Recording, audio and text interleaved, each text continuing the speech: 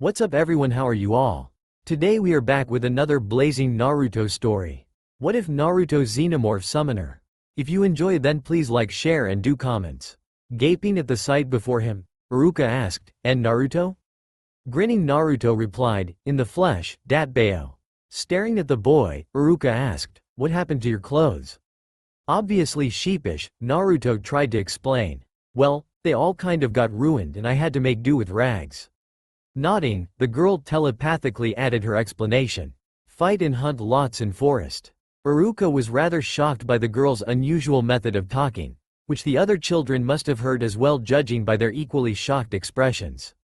Naruto explained on his sister's behalf. What Hoyuki-chan meant to say was we spar a lot and do lots of survival training in the forests nearby. Now understanding how Naruto's clothes could have gotten ruined, Iruka then asked, "And this is Hoyuki?" He had heard from the third Hokage that he would be receiving a new student bearing that very name, but he was now certain that the old man deliberately left out a number of details, apparently including the fact that she has a tail.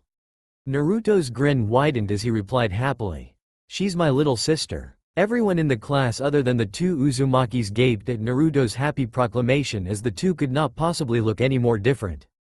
Iruka was more inclined to believe the boy as he saw her surname on the class register. Still he felt he ought to ask how exactly the two were related. "As in your adopted little sister?" Shrugging, Naruto replied, "Kind of, but she's still family." Satisfied with the explanation, for now anyway, Iruka turned his attention to Hoyuki and said, "Would you mind introducing yourself to the rest of the class, Hoyuki?" Nodding, the girl turned around to face the class and introduced herself in her telepathic voice. Name, Uzumaki Hoyuki. Like, eating meat and sweet food, hunting, fighting and cuddling. Hate, bitter food, cold and bad humans. Hope, have a big family. Staring at the girl, most of the students were at a loss as to how they should respond until a pale blonde girl with light blue eyes named Yamanaka Ino asked, "Just, how did you meet Naruto Baka?" Hoyuki's usually neutral blank expression changed into a very slight frown as she replied, "He brought me, almost killed him, became his sister." The silence that followed was oppressive as they tried to understand what the strange girl had just said. Many of the students agreed one thing though, okay, she is definitely freaky. Unperturbed by the freaked-out children, Hoyuki turned her attention to Iruka. Sufficient? While a little disturbed himself, Iruka had enough faith in both Naruto and the third Hokage to believe that the strange girl was not a threat to anyone, at least not at the moment. "Yeah, that works I suppose. You both may take a seat." Bowing slightly, the girl then followed Naruto until the both of them were seated. However, due to her tail, the girl opted to instead simply squat beside the blonde who was sitting at the edge of a bench, using her tail as a prop to support her. Worried, Iruka asked, "Do you need a stool, Hoyuki?" Shaking her head, Hoyuki explained, "Often." Confused, Iruka turned his attention to Naruto, who explained for his sister once more. "She does this all the time and it never bothers her." Iruka sounded dubious as he replied, "Right? Anyway, before we start our class." Scene change. "So, what do you think about that new girl?" Turning her attention to Ino, a pink-haired girl with green eyes and a prominent forehead named Haruno Sakura replied, "That girl is definitely odd." Her paradoxically silent inner persona on the other hand shouted, "She's a super creepy freak. How can she squat like that for the whole class?" Nodding in agreement, Ino glanced at the two Uzumakis and asked, "Do you really think that Naruto took her in as his little sister even though she almost killed him?" "No idea, but some of the boys seem to like her looks for some odd reason." Neither Sakura nor Ino realized that the more observant boys liked what little they saw beneath Hoyuki's rags, especially her posterior. The fact that she wore nothing under the rags might have something to do with it. "Yeah, I bet Kiba would be drooling over her like a horny dog if he and Akamaru weren't so scared of her. Hell, even Shino seems nervous around her." Incredulous, Sakura asked, "Wait, Kiba and Shino are scared?" "Sure, she's creepy, but what can be so bad about her?" "I don't know. But if Shino of all people feels nervous about her, we should probably be careful too." Ino barely held in her grimace as she added, "I mean, she speaks with her mind of all things. Even my clan can't do that so naturally." While the two girls, who were also rivals for a certain boy they and many other girls like named Uchiha Sasuke, continued their discussion about the newcomer. A chubby boy with brown hair and a swirl on each cheek named Akamichi Choji was busy munching on potato chips while asking, "Hey, Shikamaru, what do you think about the girl?" Peering at the girl, a lazy-looking boy with his hair tied into a spiky ponytail on top of his head named Nara Shikamaru muttered, "Troublesome. She speaks with her mind, has a tail and outright admitted she tried killing Naruto of all people at least once. I don't even want to know what convinced him to take her in as his little sister." As the two boys talked about the girl, a wild-looking boy with untidy brown hair and a pair of red fang-like marking on his cheeks glared at the girl in both fear and disgust as she simply smelled wrong, as though she did not belong to this world. Named Inuzuka Kiba, the boy muttered to his pet puppy, Akamaru, which was lying on top of his head as usual, "Keep a close nose on her, buddy. That girl is dangerous." Akamaru whined in agreement. Another boy, with curly brown hair, pale skin and wearing a pair of sunglasses as well as a high-collared coat, shared similar sentiments with the wild boy. Named Aburame Shino, the boy felt his insides literally crawling in distress whenever he paid attention to Hoyuki. Adjusting his sunglasses, the boy silently thought, "That girl is even more alien than she looks." Glaring at the two Uzumakis was a boy with dark hair and eyes as well as a face which many of the girls found handsome, which apparently seemed somehow enhanced by his brooding expression. Known as Uchiha Sasuke, the last member of the Uchiha clan and the current #1 rookie of the year, the boy was unsurprisingly a fan favorite among the girls. Focusing his attention on the girl, Sasuke mused, "So the Dobi got himself a sister. Doesn't make him any less pathetic, and she must be even more useless than him if she can't even kill him." Having come to that conclusion, he quickly dismissed the two of them. Out of the entire class, only a few people were actually concerned for Naruto, although Hoyuki's currently benign interactions with him eased them somewhat. One of them was a shy dark-haired girl with pale lavender eyes that lacked pupils named Hyuga Hinata. Smiling shyly at the blonde boy who seemed so bright with happiness even with his admittedly poor state of dress, Hinata thought, "I'm glad that Naruto-kun's little sister seems like a nice person, although I'm worried about why she almost killed him at first." Oblivious to the rest of the class, both Naruto and Hoyuki studied their lessons as though everything was normal. Scene change. After attending their first lesson with Iruka, the boys were sent to Taijutsu class, a class which teaches physical martial arts, while the girls were sent to flower arranging class. Hoyuki was unsurprisingly confused by the class as she deemed it seemed completely useless as far as she could tell. "Why arrange flowers? Pretty won't kill prey or foe," she commented. Suzume, a young woman with surly black hair, wearing quite a bit of makeup including red lipstick and a pair of oval spectacles, was annoyed at the apparently clueless girl as she tiredly explained. "That's because it is a vital lesson which teaches Kunoichi the importance of elegance and beauty during infiltration missions." "But it won't kill." Huffing haughtily, Suzume replied, "Of course not. What sort of barbaric backwater place did you come from anyway?" "From the dark, beyond the stars," answered Hoyuki as though it was a completely obvious answer. Everyone in the class blinked at the girl, before Ino hesitantly asked what everyone was thinking. Are you an alien?" While feeling rather silly for asking that question, Ino just had to know. Nodding, which shocked everyone, Hoyuki explained. "Parasite, from beyond. Naruto called me. Hurt him but not kill. Became his sister. No longer alien." "Okay. That explains a lot about you," said Ino as she nervously took a few steps away from Hoyuki. Almost all of the girls and Suzume backed away from her. "Did you just hear what she said? That girl's a freak. No way she's no longer alien, just look at her. And that dead last idiot actually took her in? Goes to show how stupid he really is." While not surprised by their reactions, her parent species had killed enough humans to warrant such prejudices. Hoyuki nevertheless felt very annoyed. Especially at the insults aimed at Naruto. She turned her attention to Suzume and asked, "Where taijutsu?" Scene change. Naruto was standing before Sasuke and was grinning as he asked, "Ready to be used to wipe the floor, Teme?" Snorting derisively, Sasuke replied, "Like you will ever be anything more than a useless, dead last, dobi."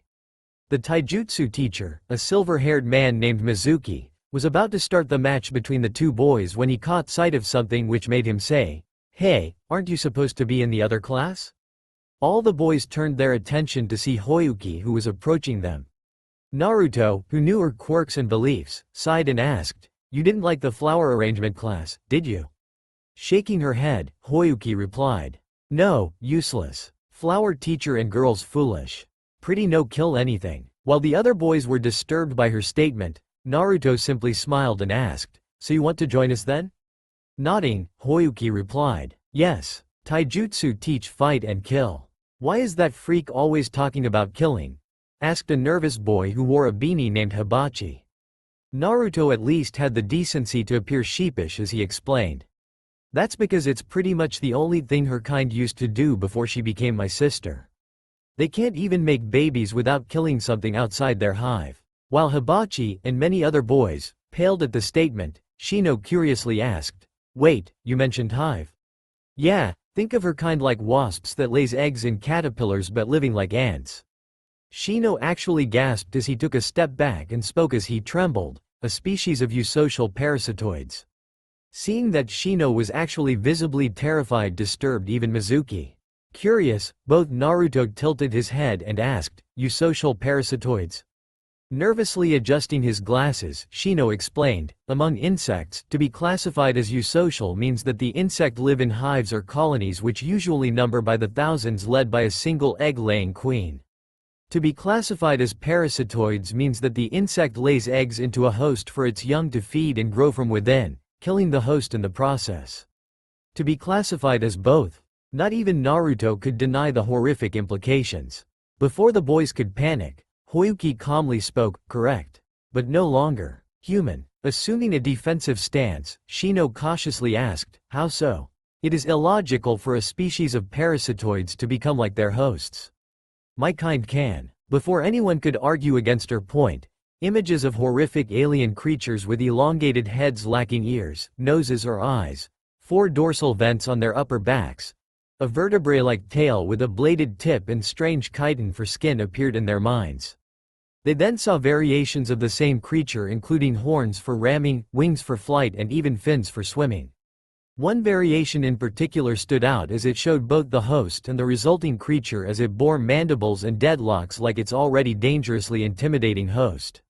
After seeing the images, the entire taijutsu class except Naruto stared at the girl as she explained, "I change. More than any." Still suspicious, Shino asked, "Why?" "A deal. A promise." Blinking, Shino's eyebrows rose above his sunglasses as he asked, "Deal?" S-ranked. While not liking the lack of details, Shino and a few of the boys, including Shikamaru, decided to trust her for now. After all, there is no way the third Hokage would allow her to be free as Naruto's sister if he had deemed her to be a threat. Seeing that a few of the boys have relaxed somewhat, the girl then asked, "Join?" Grinning, Naruto said, "Sure you can. Heck, you can even take my place." Seeing the blonde boy's action as an act of cowardice, Sasuke snorted. "Are you letting her fight in your place? You're even more pathetic than I thought, Dobi." The proud boy did not expect Naruto's reaction as he grinned and replied, "Nah, I'm just letting her have some fun." Skipping out of the ring, Naruto said, "Have fun, Hoyuki-chan." As soon as Naruto finished speaking, Hoyuki suddenly appeared before Sasuke. Shocked by her sudden appearance, Sasuke glared at both Naruto and her before saying, "I will show no mercy, not even to a girl." Hoyuki's crouched low with her clawed hands and tail ready to strike as she replied, vocally with a notable rasp in her voice, "No mercy." Those that found her telepathy disturbing were correcting themselves as they realized that her verbal voice was even worse as it chilled their spines. Quickly assuming a taijutsu stance, partly due to his fear of the obviously alien girl which he would never willingly admit, Sasuke appeared ready for the match. Seeing that neither combatant were willing to back down, Mizuki sighed and said, "All right, match start." As soon as Mizuki announced the start of the match, Sasuke charged at the girl only to be tackled by her as she bent low and slammed her elbow against his stomach at a speed he could barely follow. Feeling the wind flee from his lungs, Sasuke was unable to even catch his breath as he suddenly felt her hand grip his throat while the tip of her tail hovered over his eye. Staring at the girl, Sasuke could not believe he had lost. She's just that Dobi's sister. How? Naruto, the only one who was not alarmed by her actions, cheered for her at the top of his lungs. Alright, Hoyuki-chan won. Sasuke Teme 0. Barely restraining his rage, Sasuke growled at the blonde. If you're so great, why don't you fight her, Dobi? Placing his hands behind his head, Naruto grinned and said, sure, it'd be like all the sparring we already had. Naruto frowned as he added, which ruined my favorite jumpsuit. Hoyuki seemed almost sheepish as she let go of Sasuke and replied to her brother's statement. Sorry. Nah, it's okay. Besides, these rags don't look too bad on me once you get used to them. With Sasuke out of the ring, as the bitter loser of the fight, both Naruto and Hoyuki faced one another. Grinning, Naruto assumed a similar fighting stance as Hoyuki and asked, ready, Hoyuki-chan? It was at that moment Hoyuki wore a small smile which made her look cute before she replied. Always brother. Match, start. Hearing Mizuki's shout, both combatants charged at one another at the same time. They clashed as Naruto's right hand intercepted her right elbow. Her tail then struck, almost striking the jugular as Naruto barely dodged it. The blonde boy then threw an uppercut at her chin with his left hand only for the girl to suddenly flip, her tail lashing out thus cutting his cheek. Ignoring the pain of his two bleeding wounds, Naruto grinned as the girl as she landed back onto her feet. That tail of yours is a real pain in my ass, Hoyuki-chan. Smiling, Hoyuki replied, you heal faster. True to her word, Naruto's wounds started to heal and seemed to be actually smoking as the wounds closed. Shocked by Naruto's ability and the fact that he could actually keep up with her despite the apparently unfair advantage her tail provided, the boys were at a loss for words when the two clashed again, leaving vicious and bloody claw marks on the both of them as they exchanged blows. However, both ignored their injuries which were already starting to heal, albeit at a slower rate for Hoyuki. The boy leapt into the air and attempted to drive his heel into her shoulder only to have her suddenly turn around and use her tail strike at him again, sending him flying. Feeling winded by the blow, Naruto quickly flipped in the air and landed on his feet just as Hoyuki attempted to tear at him with her claws. Grabbing hold of her clawed hands and ignoring the pair as they dug in, Naruto allowed her to push him down before slamming his knee into her stomach, causing the girl to cry out in pain as her grip on his hands loosened. Naruto then delivered a resounding slam at her forehead with his own forehead, dazing her. Letting the dazed girl fall off him, Naruto sighed and said, that went better than expected. The boy's words died in his mouth as he stared at the pointed tip of Hoyuki's tail pointing at his neck. Scowling, Naruto muttered, you always beat me at taijutsu. Hoyuki's small smile was almost impish as she replied, respect tail. Naruto's scowl became a little petulant as he pushed the tail away and said, yeah. Neither combatants noticed the dumbstruck stare the others were giving them as they had seen the fight not as a spar, but as a bloody duel between savages. Did you see the way she uses that tail? How can they heal so fast? It could have been a bloody slaughter. Those two are even more troublesome than they look, muttered Shikamaru. Adjusting his sunglasses, Shino mused, interesting, that girl seems to rely on her tail like a scorpion. And people call me wild. Akamaru barked in agreement with Kiba. Looking at the pair in disbelief, Sasuke whispered, that girl is strong, interesting. Needless to say, the boy now saw her as a worthy rival to test his limits, which would unfortunately make her even more infamous to the fangirls. That said, the one-sided rivalry between the fangirls with Hoyuki had an unexpected but unsurprising benefit which would be told at a later date. Mizuki was glaring at the two in displeasure as he silently thought, I shouldn't have expected anything different from the demon brat, or his sister. Raising his hand, Mizuki declared, winner, Uzumaki Hoyuki. Scene change. Ichiraku Ramen, a humble ramen stand infamous for being the regular haunt of Uzumaki Naruto. Despite the infamy, neither owners of the stand, Tuchi and his daughter, Ayame, had ever regretted helping the boy back then when he was still a small hungry child. Left unsaid was that the boy's appetite and apparent addiction to ramen alone helped keep their business afloat, more so than even the Akamichi boy who would occasionally join him for some ramen. Presently sitting at the stand were Naruto, the strange girl who had become his sister roughly 3 months ago, and their Chunin sensei Amino Iruka. Looking at the boy who was happily slurping noodles at a rate which could rival even an Akamichi, a clan well known for their appetites, Iruka could not believe that Hoyuki was somehow able to convince Naruto not to make her eat ramen. To be fair, it was not for the lack of trying. Naruto did try to convince her until he realized she was just as stubborn about her love for meat and sweet food, especially fruits and honey, as he was about ramen. As such, the girl was calmly eating some sweet bean soup offered by the shop, after ravenously devouring what appeared to be a pig's entire leg, which was roasted with a glaze of honey. Iruka did not even want to think about where or how she got that leg, much less where she kept it on her person. So your sister is actually some sort of alien from beyond this world who turned you into her host and would have killed you had it not been for your special chakra, which also made her into a bloodline limit human instead of her original species. Iruka said somewhat skeptically. Swallowing another large mouthful of ramen, Naruto nodded and replied, "Yep, that's about it." The only reason why Tucci and Ayame were not shocked was because they already heard the story. Rubbing his temples, Iruka muttered, "Naruto, you are without a doubt the most unpredictable kid I've ever known." He then wore a stern expression as he added, "And one of the most idiotic. That summoning seal could have easily been an explosive seal or brought something which could have killed you for real." Knowing that Iruka was right, Naruto admitted, "I got that from Gigi too. But how was I supposed to know better? You could have asked me or Hokage-sama. And both of you would have said no." Seeing Naruto's point, however childish it was, Iruka sighed and had to admit that the desperately lonely boy would have tried summoning anyway, if only to get himself a friend. That still does not excuse your foolishness. You could have brought harm not just to yourself but to the entire village as well. Imagine what would have happened if Hoyuki decided to remain as her original species.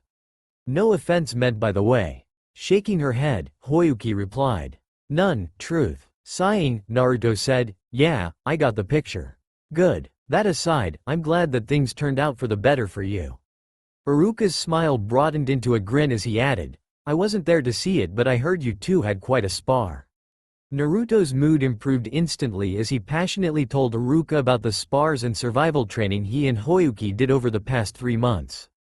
Hearing the boy's story and looking at the girl who was contently listening to it, as well as interjecting whenever Naruto was exaggerating or trying to hide embarrassing details, Iruka smiled and thought, "This will be an interesting year, all right." Almost a week had passed ever since the start of the school year, and already Hoyuki is almost as infamous as Naruto. While the girl would not cause trouble on her own, she would often join Naruto in his pranking misadventures and was quickly drawing the ire of the fangirls due to the fact that Sasuke actually seemed interested in her, a fact which often left Naruto feeling comically ill at the implications. What was more, she was not afraid to admit her alien origins or the atrocities her parent species is capable of, thus putting off even the civilians that initially wanted to offer her to the last Uchiha, either in a foolish attempt to appease him as though he is the god or out of spite towards Naruto by denying him of his sister. As such, the girl was almost as badly hated by the majority of the village's populace as Naruto. Nevertheless, the girl paid little heed to the hatred towards her as she and Naruto continued to support one another as family. Scene change. Naruto was being held back in the ninja academy for remedial lessons by Iruka, again, while Hoyuki, who is startlingly intelligent despite her formerly undereducated state, was simply dozing off on a tree branch.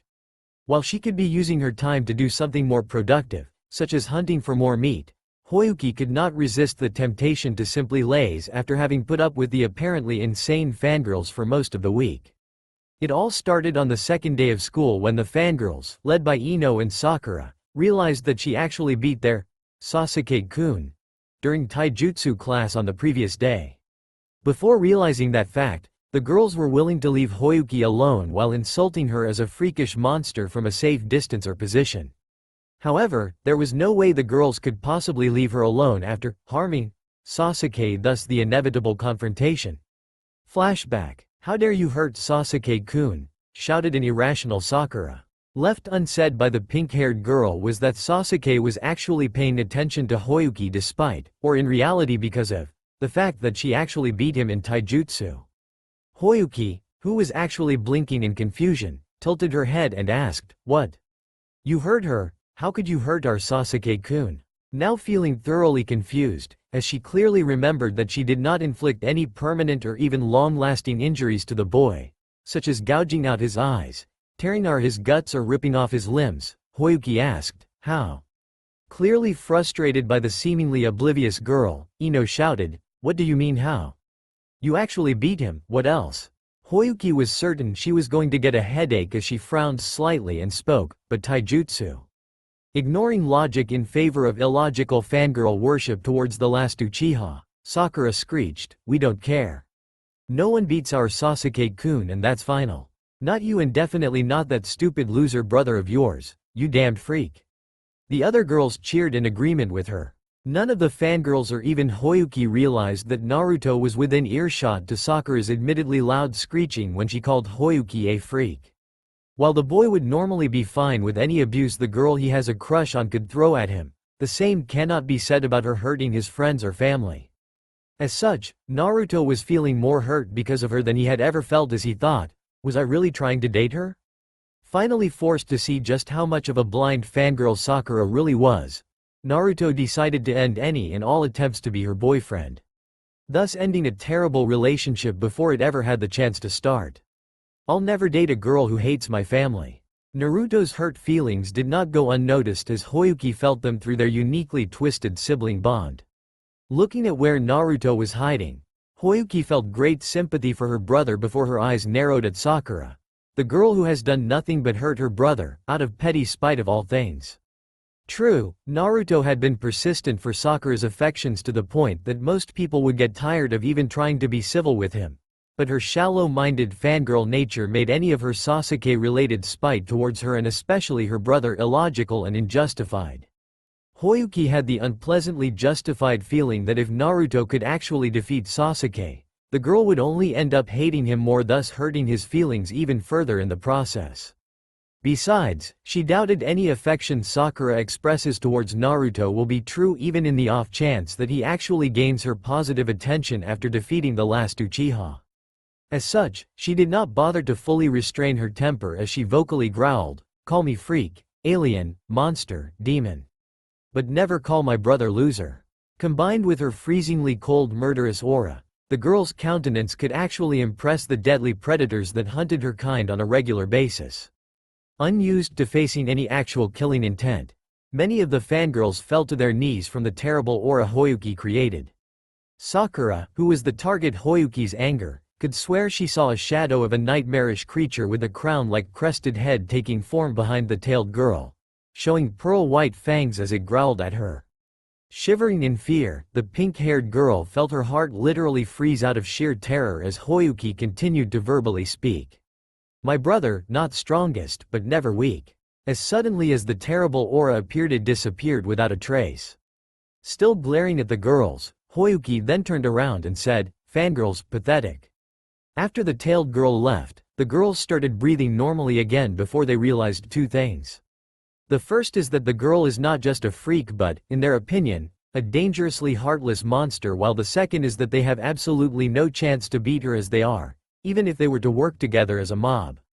It was therefore a turning point for many of the girls as they realized that only by becoming stronger or craftier can they actually hope to get even with her. While certainly not the most inspiring way to become more competent as ninjas, it had the surprisingly desired effect on the girls nonetheless.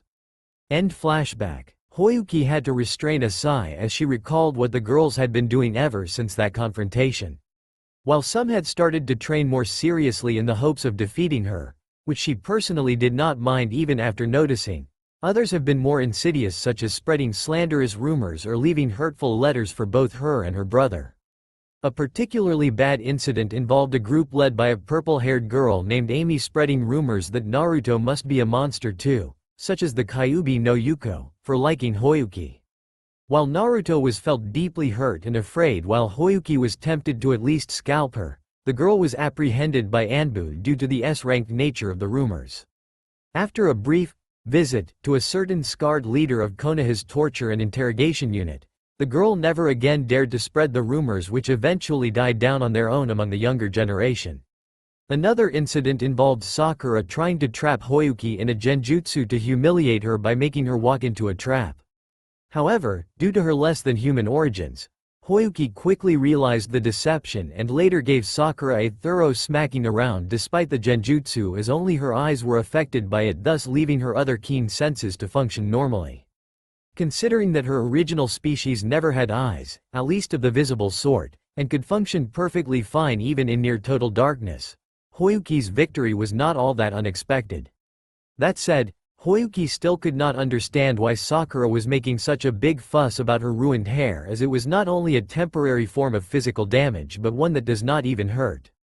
Ino also tried to humiliate Hoyuki by using her family's mind transfer technique to take control of her body. However, Ino quickly realized to her shock that Hoyuki somehow had some degree of resistance to it, as her tail actually stabbed her own hand, causing Ino to let go of her control over her due to the painful injury she received as a consequence of using her mind to invade Hoyuki's body. While Hoyuki quickly healed, it took days for Ino's injury to finally fully heal. Adding fire to the burning hatred the fangirls had towards her, Sasuke actually had an interest in her, if only because she was strong and was apparently the reason why Naruto became stronger as well. While she did not particularly like or have a personal grudge for the boy, she was not interested in helping him become stronger after realizing what he would do with his new strength. Flashback. Kill a certain man, asked a confused Hoyuki. Why? It's none of your business. But kill, without purpose, is wrong. Annoyed by Hoyuki's unexpected reluctance to help him become stronger by sparring with her, Sasuke said, "Well, is vengeance enough reason for you?" Tilting her head, Hoyuki asked, "Vengeance?" Shocked that the girl, who apparently originated from an entire species of murderous monsters, could actually be ignorant of the idea of vengeance, Sasuke had to ask, "You honestly don't know?" Shaking her head, Hoyuki explained, "Kill to eat, to breed, to protect, to survive, nothing more." Then what do you do when someone kills your family, your hive? We flee, hide, spread out, grow, breed, rebuild, thrive. Explained Hoyuki as though it was perfect common sense. Considering her original species, it was to her. Realizing that he was not going to convince the girl to help him get stronger, at least not without risking compromising his own beliefs, Sasuke left in frustration while muttering, "Damned weirdo." Scene change. On the following day, Sasuke decided to ask her again, with the same level of success.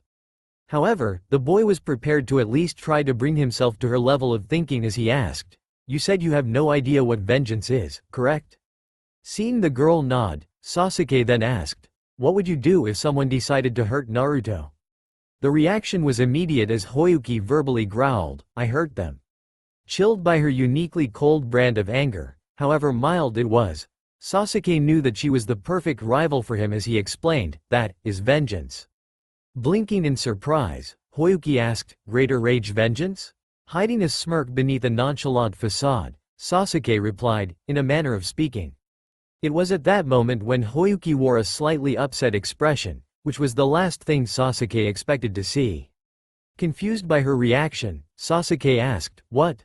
I do not want it." "What? Why?" As far as Sasuke knew, vengeance is as good a reason to continue living as any other reason.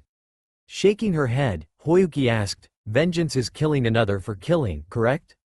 Initially confused by her odd question, Sasuke quickly understood that she actually meant to ask if vengeance is killing someone for the sake of killing that person.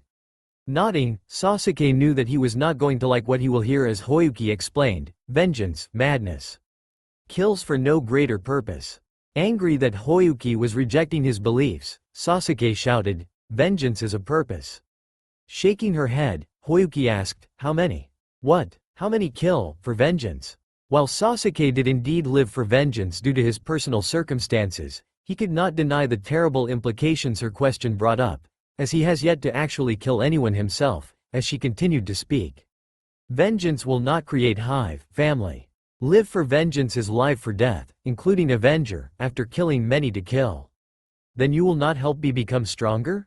Shaking her head, Hoyuki said, "I want to kill to live, to love. Like my brother." Fine. Scowling, Sasuke was about to storm off to train by himself when Hoyuki said, "Brother hated by all, hurt, alone. Could be Avenger killing all but chose life, chose love." Hearing her speak about Naruto, Sasuke unwillingly paused for a moment to consider her words before choosing to ignore it, as he could never imagine Naruto becoming an Avenger even if his life depended on it. Still, he could not help but wonder, hated by all, that Dobi? End flashback. Sighing, Hoyuki wondered what was taking her brother so long when she noticed someone watching from the shadows. Looking lazily at a nearby tree, she noticed a dark-haired shy girl with pupil-less pale lavender eyes peeking at her before quickly retreating. Out of the many girls in the class, that odd shy girl was the only one she has nothing against. Ever since the first day of class, the girl had been looking at both her and Naruto, with special emphasis of the blonde boy. At first, Hoyuki simply thought that the girl was staring at them simply because they were odd. However, as time passed, she came to realize that the girl was looking at them for a different reason, one which she is now curious enough to find out. Hinata was doing her best to hide her presence when Hoyuki suddenly appeared upside down from a branch, looking at her curiously. Yelping in fright, Hinata landed on her backside and was leaning against the tree when Hoyuki spoke. "Why, huh? Why look at me and brother?" Able to realize that Hoyuki was not accusing her and was simply being curious, Hinata did not feel threatened or upset as she shyly lied, and no reason. Seeing Hinata's obviously poor attempt at lying, Hoyuki deadpanned, "Lying, bad." Wondering if Hoyuki was scolding her for lying or was criticizing her poor attempt to deceive her or both, Hinata replied, "Sorry. It's okay, you know fangirl." Hinata felt her heart skip a beat as, contrary to what Hoyuki believes, she is something similar but uniquely different from a typical fangirl. Blushing, Hinata wondered what she should do to get away from the awkward situation before it goes further out of control when Hoyuki landed on all fours like a cat and drew herself close to her. Nervous, Hinata wondered what Hoyuki was going to do with her when the girl sniffed her hair and said, "Smell nice, like flowers." Surprised, Hinata dared to ask, "You, like flowers?" Nodding, Hoyuki replied, "Flowers useless in killing, but nice to smell and for sleep." The tailed girl then wore a mildly disgusted expression as she added, "But not like strong smell, even flower smell." The memory of smelling ridiculously strong perfumes which some of the fangirls wore to woo Sasuke made her stomach churn. Hinata's pleasantly gentle lavender scent on the other hand made her appealing to her, as a hugging pillow for cuddling. Hoyuki's interest in flowers, if only for olfactory pleasure, was a pleasant surprise for Hinata as she always thought the girl had no interest to them due to her dislike for flower arrangement classes. Having a hobby of flower pressing herself, Hoyuki's interest in nice-smelling flowers made Hinata think of her as less alien and more human somehow. Would you like to know the name of the flower?" Seeing Hoyuki nod, Hinata then answered, "It is lavender." Thus began an odd friendship between Hyuga Hinata and Uzumaki Hoyuki, a friendship which will one day turn them into sisters-in-laws, or hive-sisters, depending on your point of view. Scene change. Dragging himself out of the academy, Naruto was cursing rather colorfully at the torture Iruka put him through due to his poor academics despite his increased abilities in taijutsu when he saw Hoyuki dragging someone towards him. Not expecting anyone to even let her touch them, much less let her drag them around like an eager young girl, Naruto blinked in surprise before he recognized the blushing girl Hoyuki was dragging along and asked, "Hinata?" Hyuga Hinata, the only girl in the entire classroom to ever like Naruto due to finding inspiration from his optimistic and persistent nature, was torn between wanting to flee for her life and finally confessing her admiration towards him. Of course, with Hoyuki's gentle but powerfully firm grip, Hinata realized that a quick escape was impossible as she got ever closer to the boy she likes. The poor girl was certain her face was ablaze as she meekly looked at the ground while Naruto asked Hoyuki, "Hoyuki-chan, why are you dragging Hinata around?" Smiling brightly, which Naruto found amazing due to how rarely she actually smiled that way, Hoyuki happily said, "Found friend." Looking between Hoyuki and Hinata, Naruto then wore a grin and said, "That's great, Hoyuki-chan." Turning his attention to Hinata, Naruto smiled and said, "Thank you." Surprised at seeing one of his rare honest smiles, which have become more often of late, Hinata nervously asked, "FF for what, and Naruto-kun?" "For being Hoyuki's friend, what else?" replied the happy blonde. Realizing that the boy was actually appreciating her, if only because she was his sister's friend, Hinata felt her heart swell with joy as she shyly replied, "Why, you're welcome, Naruto-kun." Suddenly, Naruto's stomach growled loudly. While a little embarrassed, Naruto was nevertheless grinning as he asked, "Say, want to come with us and have something to eat?" Hearing Naruto's offer after hearing his appreciation towards her, Hinata finally found the courage to speak out her mind as she replied, "Why yes." Scene change. Hinata was staring at Hoyuki in mild amazement at the fact that she actually lacked Naruto's love for ramen as she greedily gorged herself on a generously large piece of pork ribs, which she claimed was her favorite part of wild boar meat. How the girl managed to keep something like that on her person without anyone noticing was anyone's guess. She was sure that Kiba and Choji should have at least noticed the admittedly delicious smell. Eating her noodles as a dainty pace, Hinata then turned her attention to Naruto, who was happily slurping his noodles as easily as breathing air. Not shocked by his gluttonous appetite, as she had already known about it from her years of watching him, Hinata wondered what she could talk about with the boy. As fate would have it, Naruto paused long enough between loud slurps when he asked, "Say, Hinata, how did you and Hoyuki-chan become friends anyway?" Looking at Hoyuki, who was allowing her to speak, Hinata gathered her courage before hesitantly explaining, "I met Hoyuki-san while she was dozing off. She liked the smell of lavender on me and I realized she liked flowers too." Nodding in understanding, Naruto grinned and said, "Yeah, she likes to sleep on flowers and hug something in her sleep." Hoyuki was actually blushing mildly, which Ayame found almost irresistibly cute, as Naruto continued to speak, "So you two talked about flowers?" Hinata was tapping her fingers nervously as she shyly replied, "Why yes, mostly." "You like brother, don't you?" Naruto almost choked on his noodles while Hinata squealed in fright before the dark-haired girl asked, How did you know?" She was certain she never told Hoyuki anything which implied that fact. Obvious. Swallowing his noodles with great effort, Naruto stared at Hinata in flabbergasted shock as Hoyuki explained, "You always look at us. Not with hate, disdain or fear but something else.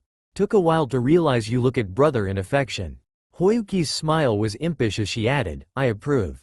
Embarrassed beyond words, Hinata turned her attention towards the gobsmacked Naruto before she fainted. A moment later, Naruto fainted as well due to the shock of the revelation, which Hoyuki found immensely amusing. Looking at the two fainted children, Tucci asked, "You did that on purpose, didn't you?" Hinata, lonely like brother. She likes him, he wants affection. Logical and amusing to get them together, was Hoyuki's reply. Both Tucci and Ayame snickered in agreement with Hoyuki as all three hoped that it would mark the beginning of a beautiful friendship, romance even, between the two lonely children. The following school day, Iruka found the atmosphere of the classroom interesting to say the least.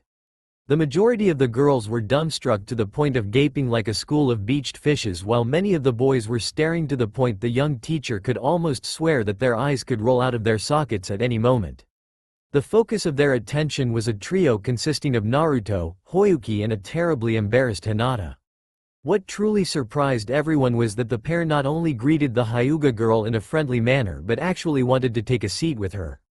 Seeing Hoyuki giving Hinata an affectionate hug was shocking enough a sight to actually cause the brains of many of the students to almost literally shut down temporarily, as if to avoid becoming mad from the revelation. The shock was so bad that Shino's sunglasses actually fell off his face while Choji's bag of chips fell off his suddenly slack hands, and Sasuke was actually comically gaping. As one of the few people who actually care for the boy, Iruka was glad that Naruto finally managed to get over Sakura and move on.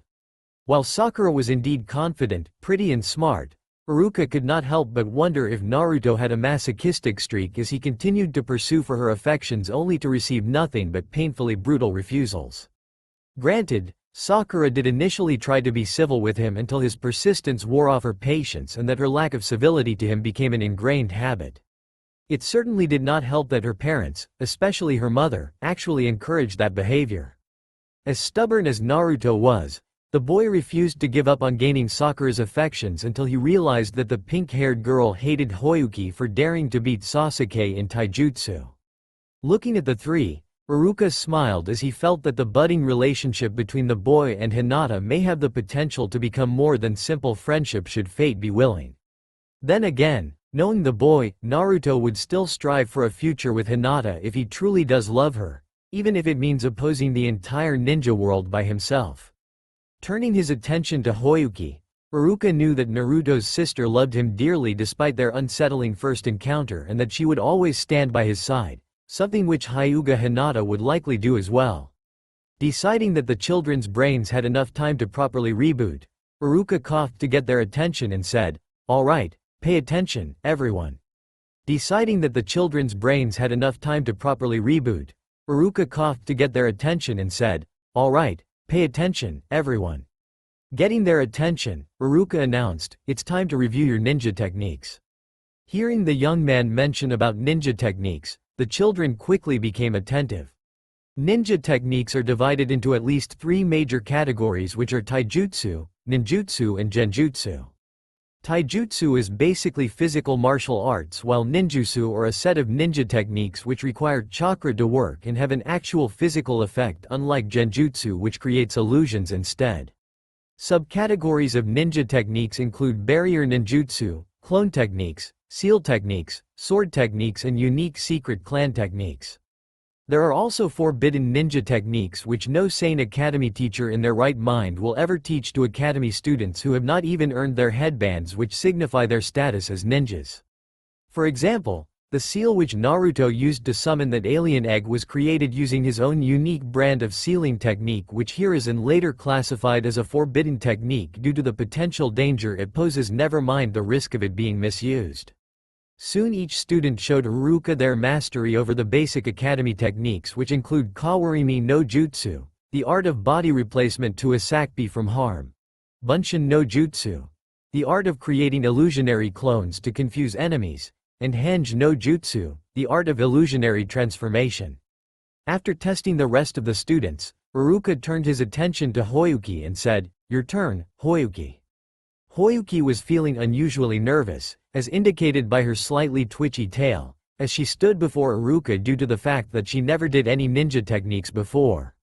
True, Naruto did try to teach her the basics and Iruka had been helping her for the past week when he realized her undereducated state, but she still has yet to do any of the techniques. Her unease was noted by the other students as the fangirls silently wished for her to fail while Hinata silently cheered for her and Naruto loudly spoke, "You can do it, Hoyuki-chan." Hearing Naruto's encouragement, Hoyuki nodded to Naruto and Hinata before facing Iruka and saying, "I'm ready, sensei. Take your time to do the hand seals. Just be sure to get them right." Nodding, Hoyuki did the necessary hand seals to activate a henge before changing into a perfect copy of Iruka, if he had her tail and was dressed in rags himself. Looking at his flawed doppelganger, Iruka resisted an urge to chuckle as he smiled at her and said, "Not bad for a first try, but do try to complete the hand seals faster, change your clothes and not include that tail of yours." Pouting slightly, Hoyuki changed back into her normal form in a puff of smoke and said, "Hard to imagine life without tail." Unable to resist a snicker, Iruka then said, "All right, next technique." The next technique she did was the Bushin, which was flawed due to the simple fact that she created a copy of a drone, from her original species. Needless to say, many people got frightened by the drooling beast, while Iruka deemed her attempt a failure as well due to the obvious differences in appearance. Hoyuki's third technique, the Kawimari, was done surprisingly well, thus earning Iruka's good-natured ribbing at Naruto as he noted, "At least you did your Kawimari right, if a little slow on your hand seals." Naruto can't even do any of the 3 techniques right even with his faster hand seals. "Hey." Ignoring the protesting blonde boy, Iruka asked Hoyuki, "Are there any other techniques you can show me?" Left unsaid was that the Hokage had specifically requested him and every other academy teacher to provide a report on Hoyuki's progress, especially any unique bloodline techniques she may possess. Nodding, Hoyuki then asked, "Can brother join?" Surprised, Iruka asked, "Why?" "He knows my techniques." Thinking it over for a moment, Iruka saw no harm in it as it is nothing unusual for family members to share their techniques. Besides, he needed to test Naruto sooner or later. "Alright, but let him do the academy techniques first before you two do your shared techniques together." After Naruto did his techniques, with surprisingly better success than before as he did both Kawimari and Henge right this time, although he still cannot do his Bushins right, Iruka then faced the 2 Uzumaki siblings and said, "Alright, show me what you two can do." Looking at each other, Naruto wore a foxy grin while Hoyuki wore a small smile. Turning their attention to a log Iruka had provided at their request, both assumed a stance and shouted together, "Zenojutsu, Shadow Bursters."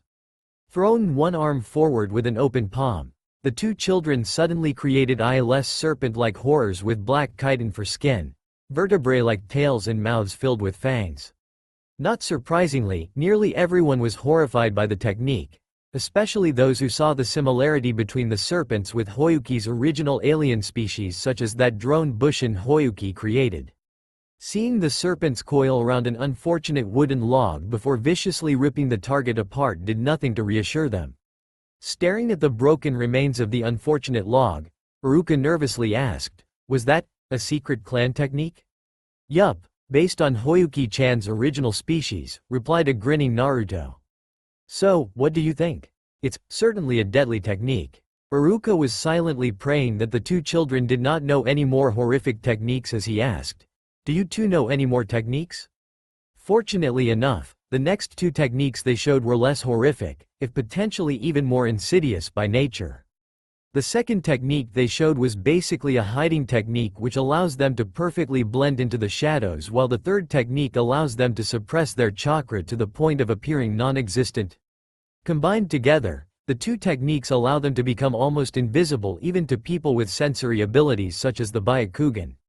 Impressed by the latter two techniques, Iruka asked, "I don't suppose these two techniques have anything to do with any of your recent pranks, do they?" Seeing the grinning blonde boy was enough to answer that question as Iruka dismissed the two of them. As he dismissed them, he made a mental note to inform the Hokage immediately as he quietly considered the implications of Naruto being able to use what could be Hoyuki's bloodline techniques. Could he have somehow acquired her bloodline abilities because he was her host? Iruka's train of thought was shared by at least two other students, Shikamaru and Shino. Scene change. It was during the following flower arrangement class, which Hoyuki would still skip as she dislikes the lesson, when the other girls finally confronted Hinata. After all, it is not every day one sees Naruto being truly bashful to anyone, never mind the fact that Hoyuki of all people seems to like her. True, there are rumors that Hinata was interested in Naruto, but the fangirls never really paid much attention to her due to the fact that she has no interest in Sasuke and tended to avoid attention. Gathering around the meek girl, Ino asked, "Okay, just what the heck did you do to make Hoyuki like you?"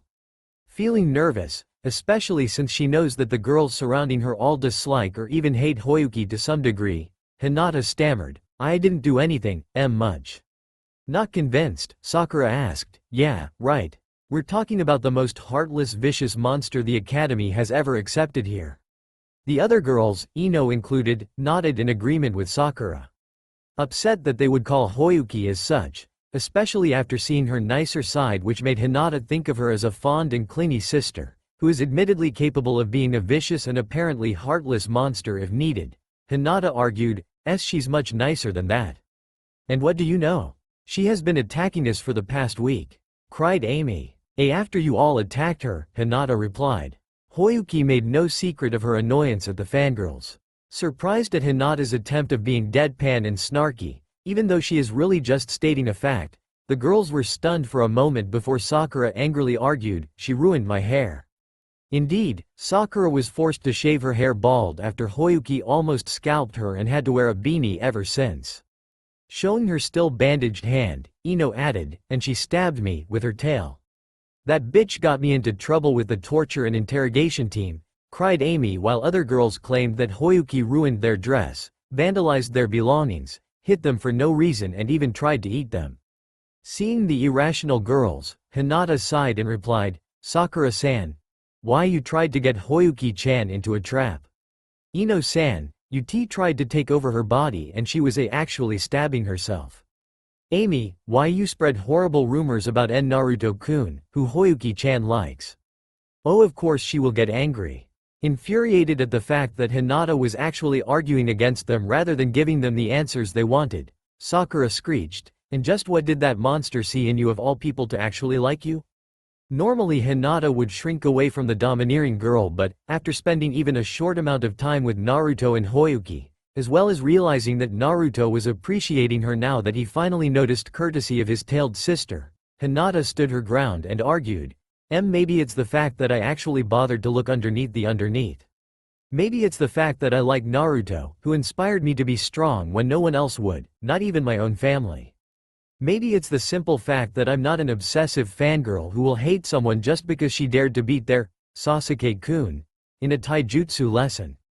While Hinata's outburst was not as loud as Sakura's earlier screeching, her message was more than clear enough as her unexpected actions stunned them to silence.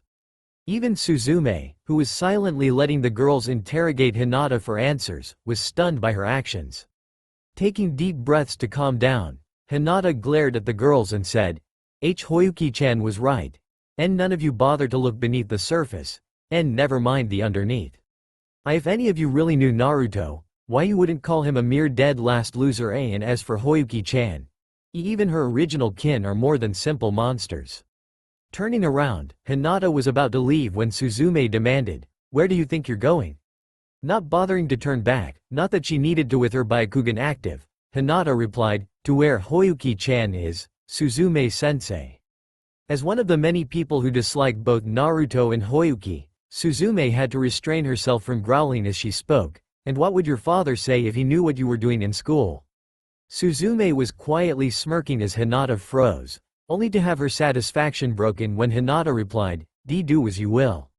My father has already accepted my relationship with them. Shocked, Suzume was silent as Hinata continued to leave. Scene change. Hoyuki was about to spar with Naruto when Iruka, who was taking over for Mizuki that day, noticed Hinata approaching and asked, what are you doing here, Hinata? Pausing in her stride, Hinata said, I would like to join this lesson, Iruka-sensei. While Iruka was surprised by Hinata's request, Hoyuki smiled almost eagerly and asked, want spar? Smiling in return, Hinata replied, I had been thinking of a technique that I want to try after seeing you two spar and hunt. Grinning, Naruto happily hopped out of the ring and said, then take my place. I bet it's a really cool technique.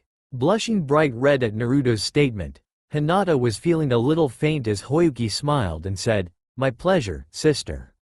Remembering her reason to skip Suzume's lesson, Hinata steeled her resolve and entered the ring, trying her best to ignore the stare and leers of the boys. Focusing her attention to Hoyuki and Naruto, who had been nothing but kind and supportive to her ever since the three of them first got together as a group over the last weekend, Hinata assumed a taijutsu stance and told Iruka, I am ready, Iruka-sensei.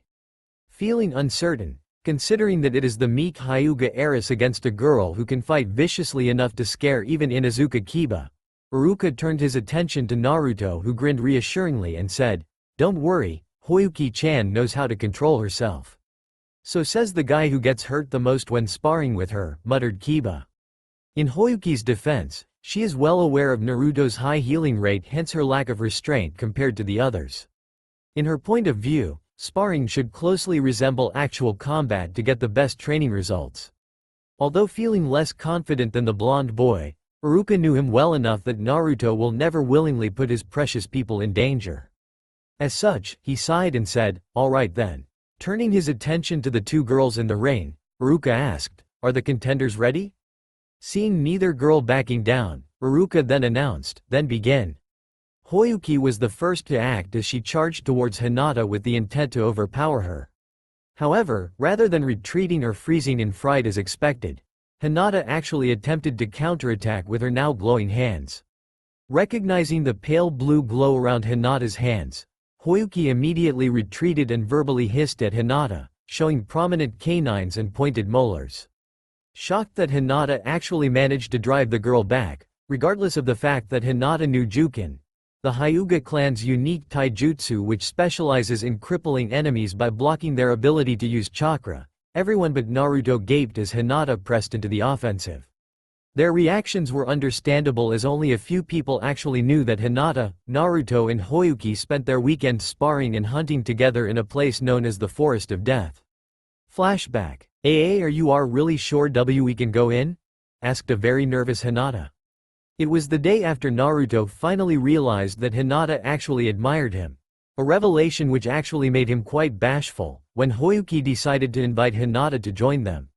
Unable to resist the idea of spending time with someone that actually likes him, Naruto agreed after making it clear to the tailed girl that they will respect Hinata's decisions. Nodding, Hoyuki explained, Serpent Lady knows we come here. Blinking, Hinata was about to ask when a new voice suddenly said, What your tailed friend means to say is that I know those two brats come here to hunt every now and again and I let them because they can take care of themselves and I happen to like them." Startled, Hinata turned around to face a purple-haired young woman who was dressed in an unbuttoned overcoat, a fishnet suit and a miniskirt. Shocked that any woman would let herself dress this way, Hinata was speechless as Hoyuki respectfully greeted the woman with purple hair tied into a short spiky ponytail. "Hello, Serpent Lady." Waving at the young woman, Naruto greeted her, "Hey, Anko Nichan." Smirking, the young woman known as Mitarashi Anko said, "So, who's the new girl?" It was not that she did not already know who Hinata was, but it never hurts to ask, especially given the fact that the meek heiress of a noble if generally aloof clan was now joining the two infamous regulars of the 44th Training Ground, also known as the Forest of Death. As to how Naruto and Hoyuki ended up as such, it involved people deliberately trying to lead them to their doom when hunting became scarce in other accessible forested regions only for it to backfire spectacularly as Hoyuki actually loves the place. It must have something to do with the challenging prey in there which have surprisingly delicious meat. Anko, who was in charge of a routine patrol around the forest at the time, met the two and she was impressed enough by their hunting skills that she actually gave the Hokage her personal approval of their abilities during her report. As a person who is hated by many of the villagers like them due to her personal history, Anko quickly bonded with the two children. "Hinata, friend, sister," was Hoyuki's none too simple reply. Surprised, Anko looked at the shy girl, noticed that Naruto was blushing as well, and wore a smirk as she noted, "So, is this your idea of a date, Naruto-kun?" Almost swallowing his tongue, Naruto sputtered, "Oh, of course not. Hoyuki just wanted to invite her to hunt and spar with us." Hinata meanwhile nodded meekly as she struggled to keep herself from fainting. Rubbing her chin in mock thoughtfulness, Anko argued, "But you know, guys normally bring their girls to movie theaters, fancy restaurants, festival parties or even love hotels for a date, not that I don't approve of your choice." Her wiggling eyebrows made it clear that she did indeed approve of it. Blushing furiously, Naruto shouted, Anko Nichan." Laughing at the blonde boy, Anko turned her attention to a significantly more nervous Hinata as she spoke, "I'm not sure if you have what it takes to join them, but if they like you enough to invite you, then I'll let you in too, with my personal supervision of course." Thankful that Anko was willing to tag along to help Hinata, Naruto gratefully said, "Thanks, Nei-chan." Playfully tousling Naruto's spiky hair, Anko said, "No problem, Whiskers. Just don't hesitate to go wild with your girlfriend for my sake." Naruto and Hinata cried in unison, Anko Nichan-san." Hoyuki actually giggled at the young couple as they entered the Forest of Death through one of its 44 gates. Scene change. Spending almost 2 entire days in the infamous forest training and hunting with Naruto, Hoyuki and Anko, Hinata would have immediately given up had she not received their guidance, encouragement and support. This is understandable as the creatures in the forest are dangerous even for inexperienced genin and she lacked their ability to stand bloodshed. Hinata was quite honestly traumatized by some of things she had seen them do, such as Hoyuki using her shadow burster technique to rip a bear into pieces.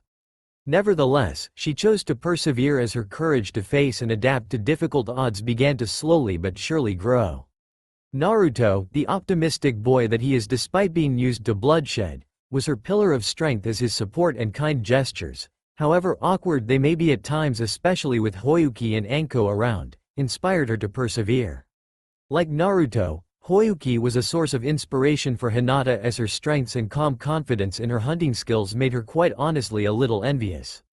It also helped that Hoyuki was understanding of Hinata's reluctance to kill and was willing to let Hinata to take her time getting used to bloodshed despite originating from a species of murderous monsters.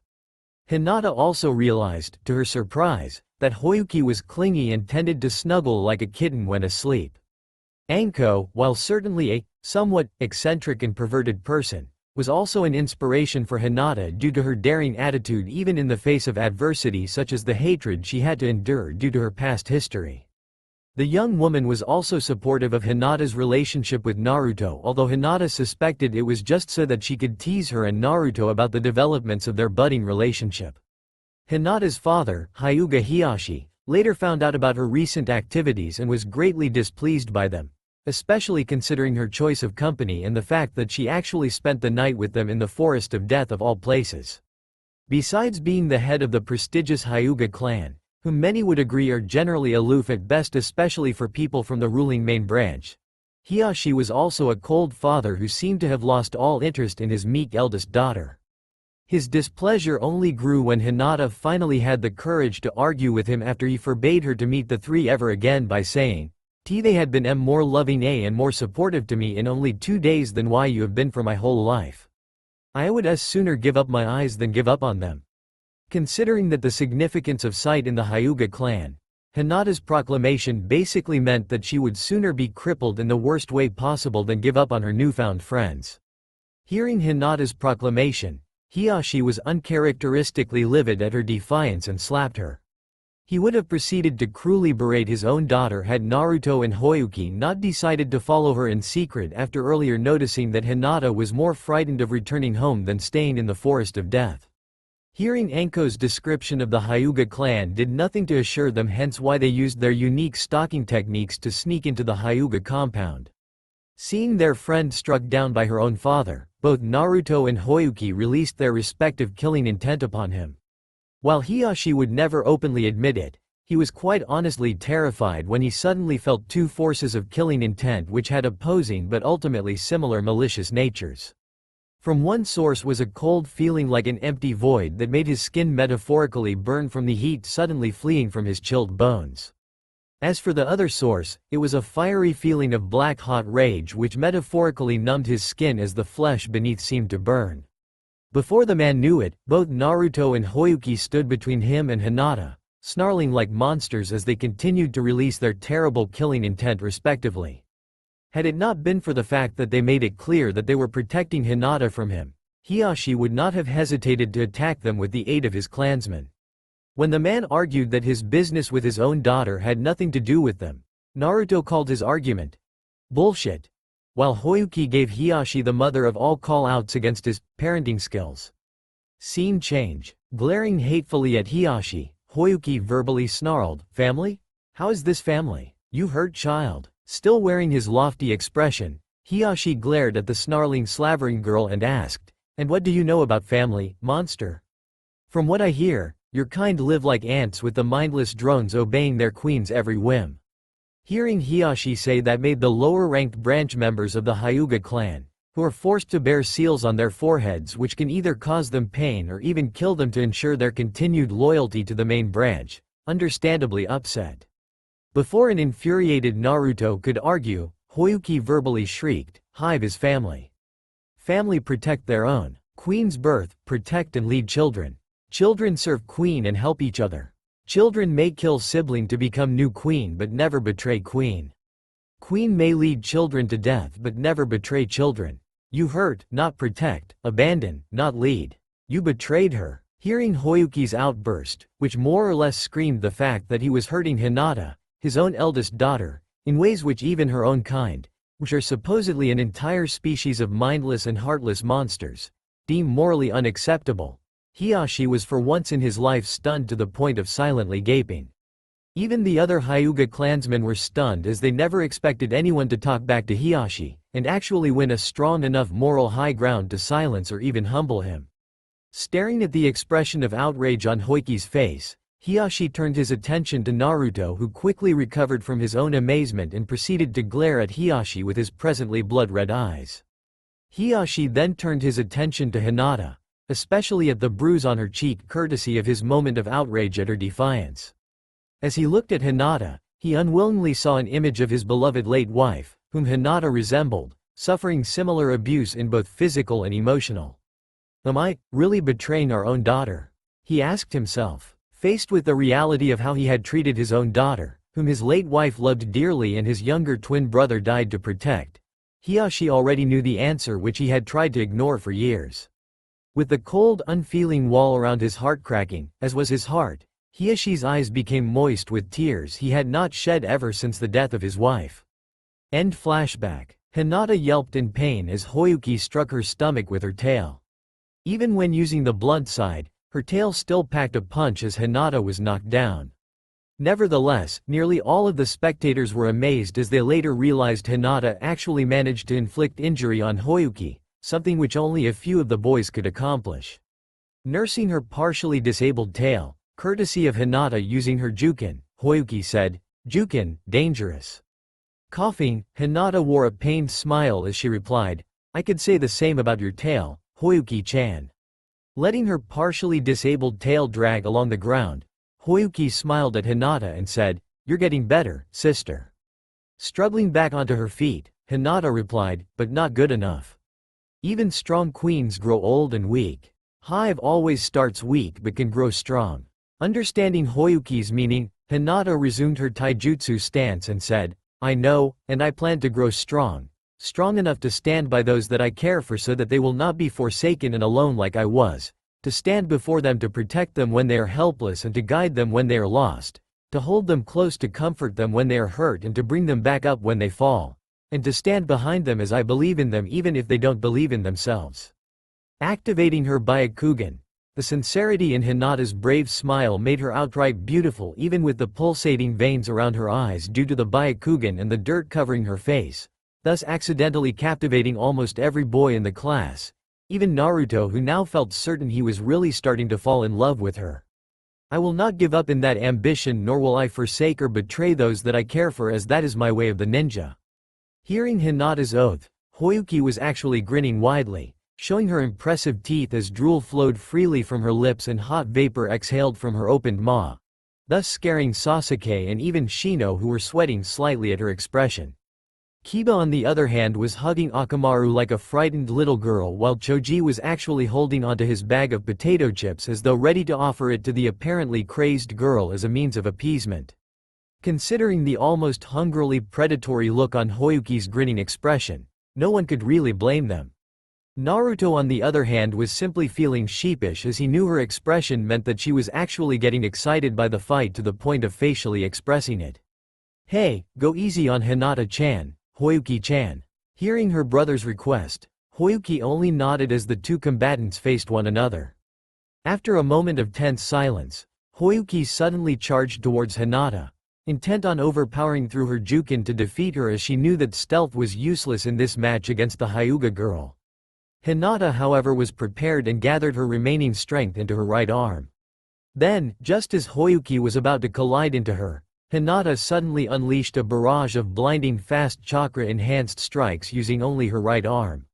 Shocked by the technique, which must have been inspired by Hoyuki's tail if the spearing and whipping motion of her arm is of any indication, the spectators could only stare in amazement as Hoyuki was actually defeated due to having all of her limbs disabled by Hinata's unusual variation of Jukan.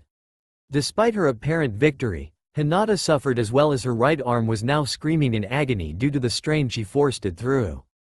Clutching her agonized arm, Hinata was struggling to suppress her tears from the pain as Naruto quickly stood by her side and said, "That was awesome, Hinata-chan." Looking at Naruto with tears welling in her eyes, Hinata wore a smile and replied, "Thank you." Hinata then fainted, not from being close to the boy she has a crush on but due to sheer physical exhaustion, the pain in her arm and her relief in knowing that she had done well. Cradling the unconscious girl in his arms, Naruto turned his attention to Hoyuki and asked, "You okay, Hoyuki-chan?" Wearing a small but friendly grin despite her defeat, Hoyuki replied, "Yes." "Tend sister." Nodding, Naruto requested Iruka, "Please take care of my sister, Iruka-sensei." Recovering from his amazement, Iruka smiled reassuringly at Naruto and replied, "Don't worry, I will." Naruto then quickly took Hinata to the infirmary, never noticing that the fangirls, who decided to follow Hinata after she actually decided to skip the flower arrangement class, watching the entire spectacle in mute amazement. Scene change. The first to recover was Ino as she turned her attention to the other girls and asked, Did you see that?" Nodding, Sakura whispered, She actually managed to beat that monster." "That timid loser actually beat her," said Amy. "Does that mean Hinata is stronger than Hoyuki?" Shaking her head, Ino said, "Of course not, Hinata was using Jukin." As the Hyuga clan is well known, especially for their Byakugana ND Jukin, it was no surprise that everyone in Konohagakure has at least some idea of them. She must have used it to beat her. So does that mean that Hinata was cheating? Glaring at the unnamed fangirl, Sakura said, of course she's cheating, all she has to do is disable that freak with just a few taps which somehow still count as taijutsu. Maybe, but I don't think any of us can call her a coward after seeing that. Hearing Ino's statement, none of the fangirls could argue against her point no matter how much some of them wished to do otherwise. The look on Hoyuki's face as she wore that horrific wide grin would haunt them for some nights to come. Still in a state of disbelief, Sakura asked, but how did that girl, who likes Naruto of all people, get so strong? Scene change. As the girls wondered about Hinata, so did the boys as they could not believe that the shy girl actually managed to beat Hoyuki even though the tailed girl was obviously holding back for Hinata's sake, quite generously in fact. The fact that Hinata did not faint or freeze in fright from Hoyuki's terrible expression alone was an admirable achievement of courage as far as many of them were concerned. Adjusting his sunglasses, Shino mused, to think that someone as mild-mannered and meek as Hinata not only befriended such a dangerous individual but even grew strong enough to defeat her in an admittedly friendly match. I would need to do an immediate reassessment of Hoyuki. Sasuke on the other hand was displeased by the fact that Hoyuki had just made another person stronger when it could have been him gaining that strength. What does she see in them anyway? The vengeful boy never considered that Hoyuki would gladly help any of her loved ones become stronger. He also failed to see wisdom in Hinata's vow to grow stronger as it went against everything he believes an Avenger should be. Iruka, who was currently cradling the limp child who was surprisingly small and slender despite her strength and capacity for ferocity, smiled at Hoyuki and asked, "You went easy on her, didn't you?" Nodding, Hoyuki replied, "Sister knows too. I'm proud of the both of you." Surprised, Hoyuki asked, "Why both?" "I doubt that I need to explain about Hinata's growth, but, in your case, I'm proud because you held back so that she can become stronger at her own pace. Something which her own clan seemed to fail in realizing." The scarred teacher then wore a grin as he added, "I just wish you held back more for the other boys, even Naruto despite his ability to heal." Now understanding what Iruka meant, Hoyuki wore a small smile as she replied, "I do hold back, move as fast and hit as hard as they, unless I don't like them or they want hard training." Well, that explains how Naruto became so strong so quickly, Iruka mused. Indeed, Naruto was presently strong enough to be easily on par or stronger than the likes of Kiba and Sasuke when it comes to taijutsu.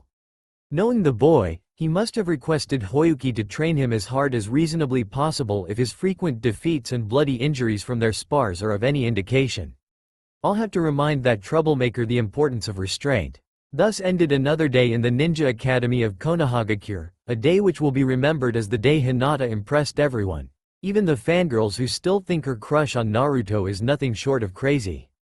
Hinata was happily humming as she prepared 3 lunchboxes. It had been 2 days after her taijutsu match with Hoyuki and, having recovered enough to use her right arm, decided to prepare some lunchboxes for herself as well as Naruto and his sister. She still could hardly believe that so much had occurred over the few days after her friendship with Hoyuki began. Even more surprising was that her father had finally started to repair his estranged relationship with her, in his own way anyway. While Hinata was sure that her father will not express his affections openly anytime soon, if ever, she was nevertheless glad that he had finally stopped seeing her as a lost cause of a Hyuga heir and more as his own daughter.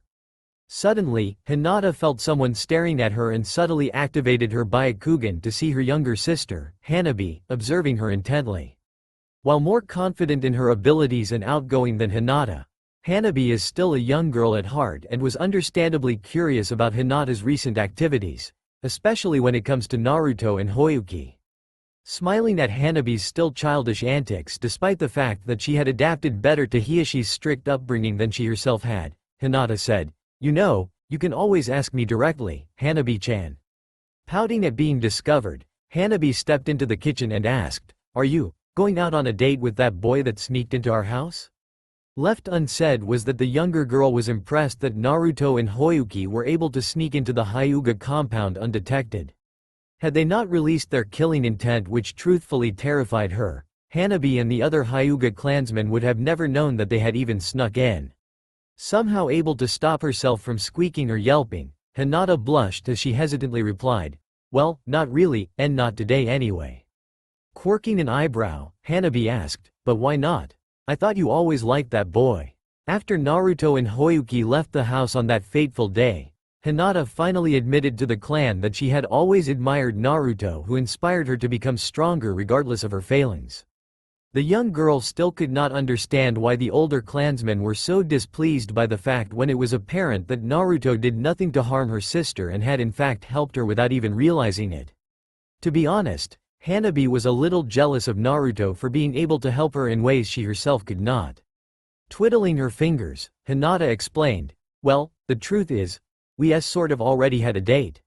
Rather than satisfying her curiosity, Hinata's admission only made it grow as the normally polite girl suddenly wore a wide grin and eagerly asked, "When did that happen? Where did you two date? How did it go? Did you two hold hands, or kiss?" Feeling embarrassed, Hinata nevertheless answered Hanabi's questions. Well, flashback. Despite Hinata's injury from her taijutsu match with Hoyuki on the previous day, Hinata was allowed to attend the Ninja Academy as usual, with the exception that she would not be able to write and would need to rest rather than attend any outdoor lessons, especially taijutsu. Lying on her bed in the infirmary, Hinata was honestly feeling a little bored when Naruto appeared in the infirmary. Blushing deeply, Hinata asked, "What are you doing here, Naruto-kun?" Grinning sheepishly, Naruto explained, "Well, I actually wanted to check up on you and Iruka-sensei allowed me to." Happy that Naruto was concerned for her, Hinata smiled and gratefully replied, "Thank you." Feeling bashful from her smile, Naruto asked, "Would you mind if I take a seat next to you?" Hinata was certain her face was glowing as she spoke in reply, "Oh, of course not." Taking a seat next to Hinata, the blushing blonde boy asked, "So, is there anything you want to talk about?" Well, I'm a bit curious why Hoyuki-chan is not with you. Iruka-sensei said that only one of us needed to check on you and Hoyuki-chan agreed that I should be the one seeing you. Making a mental note to thank the tailed girl, Hinata asked, "So, what do you want to do, Naruto-kun?" Naruto scratched his whisker marks nervously as he admitted, "To be honest, I didn't plan that far." After what seemed to be a long moment of awkward silence, Hinata finally asked, "And Naruto-kun?" Suddenly attentive from her voice, Naruto asked, "Yes, Hinata-chan? See, can I touch your whiskers?" Blinking in surprise at her unexpected request, Naruto felt a little nervous as he spoke, "Sure, I guess." Adjusting herself to a comfortable sitting position, Hinata reached out with her left hand and touched his whisker-like birthmarks, which she had been curious about ever since she first knew of him. Her fascination was apparent as she tenderly stroked against the marks, which felt rough like scars on his cheeks. She then noticed that Naruto was making a face and was trembling slightly. Worried by his reaction, she asked, "Does it hurt?" Naruto expressed his uncertainty as he answered, "Well, not really, it just kind of tickles." "Tickles?" asked Hinata as she tilted her head. "Yeah, like having your foot or tummy tickled." Suddenly feeling a little mischievous, which she would later claim she must had acquired from the two Uzumaki siblings, Hinata smiled impishly as cupped his cheek and continued to stroke it tenderly like stroking a kitten or a puppy. Feeling the ticklish sensation from his whisker marks, Naruto blushed slightly as he spoke, "You're doing this on purpose, aren't you?" Giggling slightly, Hinata teased, Maybe." Naruto wore a grin as he replied, "You're getting pretty bold, you know." Suddenly feeling uneasy, Hinata asked, do you dislike bold girls?" Scratching the back of his head, Naruto answered, "Well, not really. I still think you're pretty cute even when you're being bold, and I doubt anyone can be as bold as Anko Ni-chan." Giggling in agreement with Naruto about Anko, as her manner of dress alone is a testament to that, Hinata then asked, "So you really don't mind?" "Sure, why would I lie to my precious person?" Touched by his thoughtful response, Hinata tentatively spoke, Would you like to touch my cheek?" Surprised by her offer, Naruto hesitated before he asked, "You sure?" Encouraged by her timid nod, Naruto tentatively cupped her cheek with his own left hand. When his hand finally touched and held her soft unblemished cheek, Naruto looked into her pale lavender eyes with his own cerulean blue eyes and felt time slowing down to a halt as they held each other's cheek. Feeling her warm cheek against his hand and her delicate hand against his own flushing cheek, Naruto suddenly felt very self-conscious as he shyly looked away. Hinata felt the same as she looked away as well, especially due to the fact that they appeared to be almost kissing. Despite their mutual embarrassment, neither wanted to take each other's hand off the other's cheek, and any observer would almost swear seeing a pink heart floating over them. End flashback. And before we knew it, it was already time for the next lesson. After hearing about Hinata's date of sorts, Hanabi was blushing almost as deeply as Hinata before she suddenly cupped her cheeks with both hands and actually squealed in delight. "Ah, that's just so sweet." Surprised at Hanabi's unexpected reaction, Hinata then giggled at her response and said, "Yeah, it really was." Neither girl noticed that their father had overheard the entire conversation as he stood just beside the door into the kitchen. While glad that his daughter was finally obtaining her happiness and would do nothing to stop her, Hiyashi nevertheless made a mental note to threaten Naruto with a Juken strike at his testicles if he ever dares to break her heart.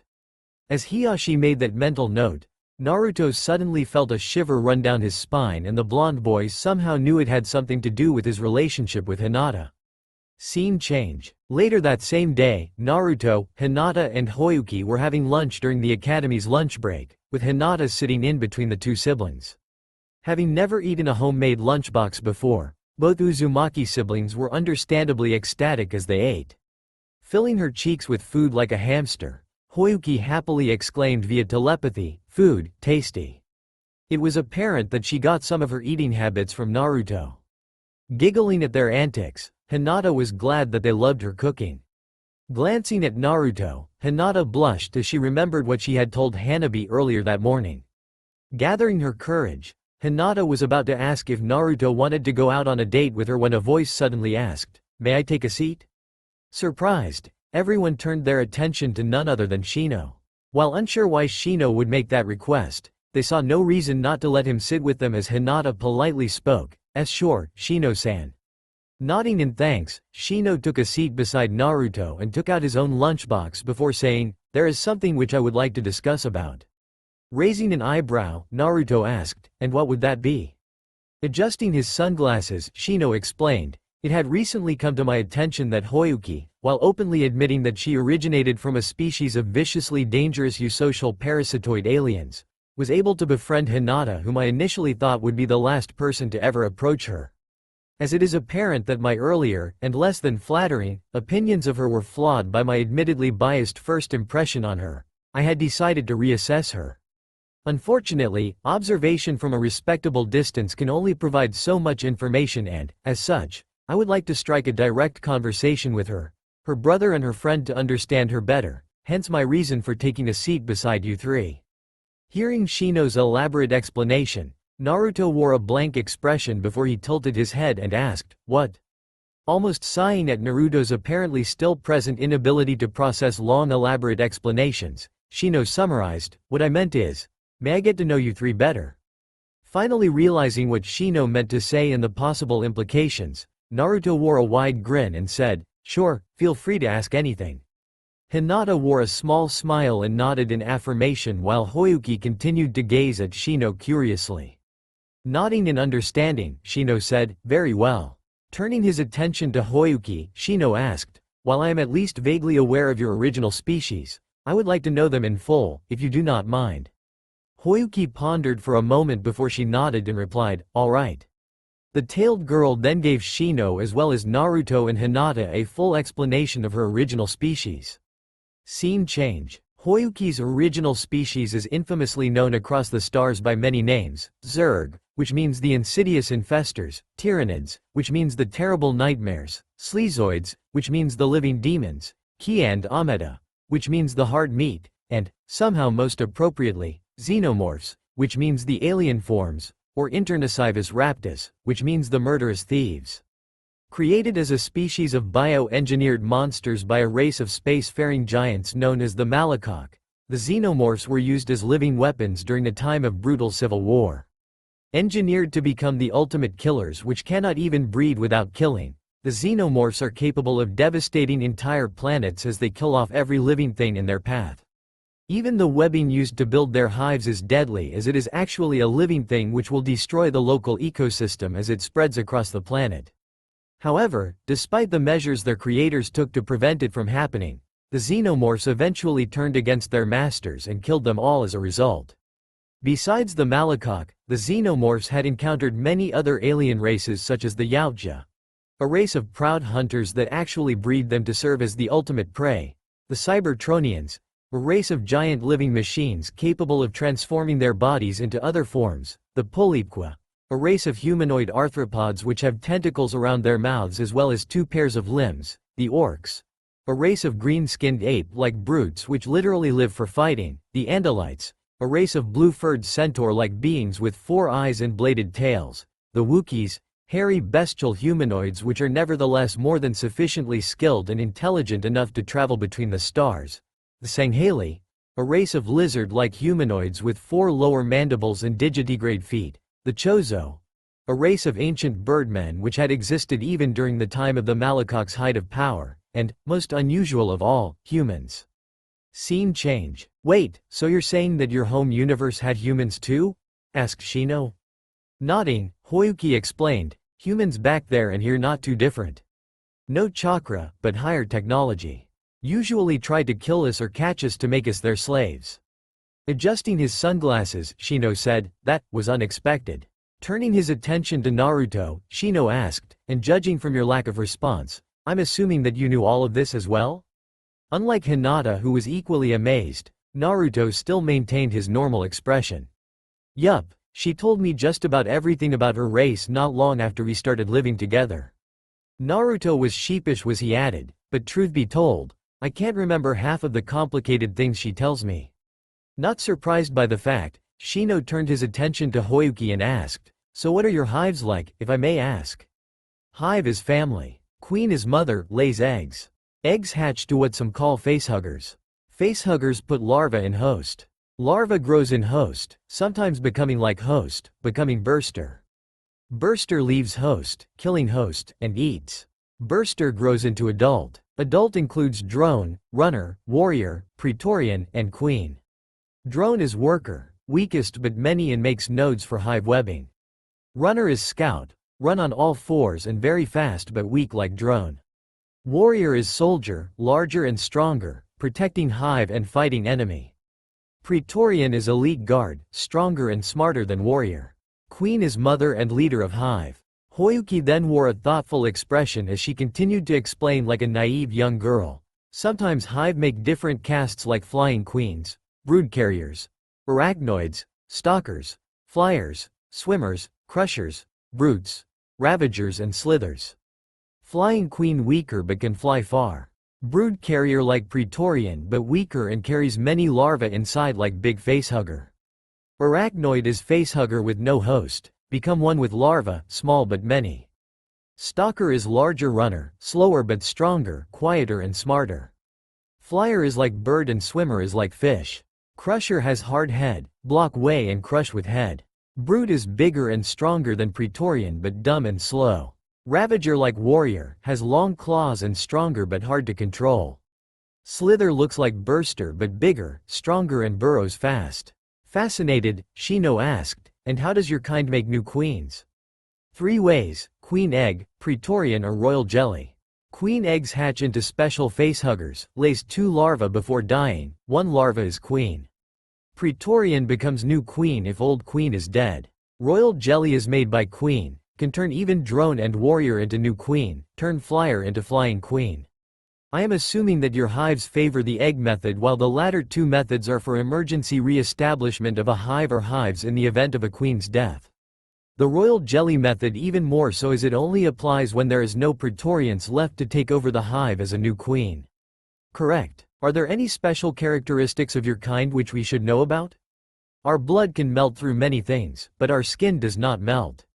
Our memory is shared with hive and we remember everything our mother and host know. We don't feel boredom, pleasure, fear, love, hate, joy, grief, hope, despair, but we feel loss, gain, pain, relief. Hoyuki then wore a sheepish smile as she admitted, we never knew human emotion could be so strong, so complicated. A little perplexed at the contradiction, Shino asked, even with their memories? We remember thoughts, memories, not emotion beyond what we can feel. We also cannot understand to make technology. Hearing Hoyuki's explanation, Shino mused, I suppose that is to be expected. If her kind is as intelligent as I think they are, making them incapable of true empathy would ensure that they remain effective as living weapons, while their inability to make their own technology will ensure that their kind will never travel between worlds, while their more unique forms will allow them to travel between continents within the world they are bound to. Deciding to change the topic, Shino asked, "So what is your opinion about humans, now that you are one yourself, Hoyuki-san?" Frowning slightly, Hoyuki then replied, "Strange. Humans, especially bad humans, think they are greater than all, even when they are not.